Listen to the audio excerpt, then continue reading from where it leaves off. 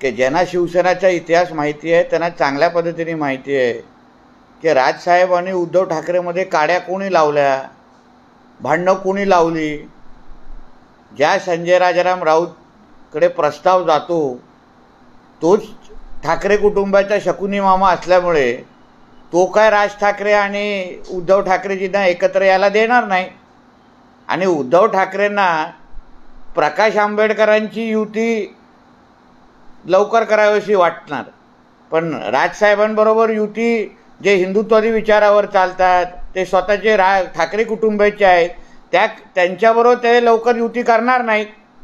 जे औरंगजेबच्या थडग्यावर जाऊन नतमस्तक होतात, हिंदूंच्या बद्दल वेगळी भूमिका घेतात, त्या प्रकाश आंबेडकरजींबरोबर हे लवकर मैत्री करतील, कारण आता ते त्याच विचाराचे झालेले आहेत.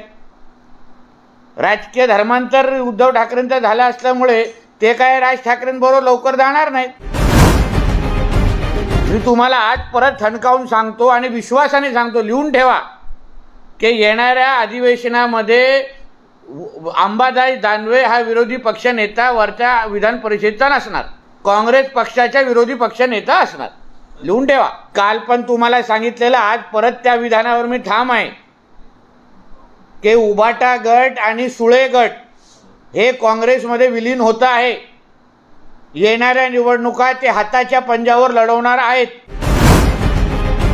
राऊतचे आता चक्की पिसण्याचं आणि जेलमध्ये चपात्या बनवण्याची वेळ आलेली आहे. कैदी नंबर 89-59चा युनिफॉर्म तयार आहे, इस्त्री मारून ठेवलेली आहे. फक्त माणूस आतमध्ये येण्याची थांबलेले आहे सकाळी 4 वाजता बाथरूमसाठी भांडण्यासाठी. म्हणून त्याची तुम्ही चिंता करू नका. देशामध्ये आहे की मातोश्रीमध्ये वाढलेली आहे, कारण का उदारनिर्मितीची सगळी साधनं बंद झालेली आहेत.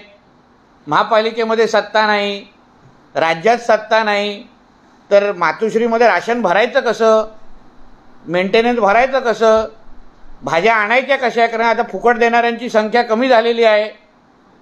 खिशातले पैसे आयुष्यात कधी खर्च केलेले नाहीत, म्हणून महागाई बरोबर जाणवणार सामनाच्या संपादकांना. म्हणून अतिशय योग्य अग्रलेख लिहिलेला आहे. फक्त लिहिलं पाहिजे महागाई मातोश्रीमध्ये, भारतात नाही.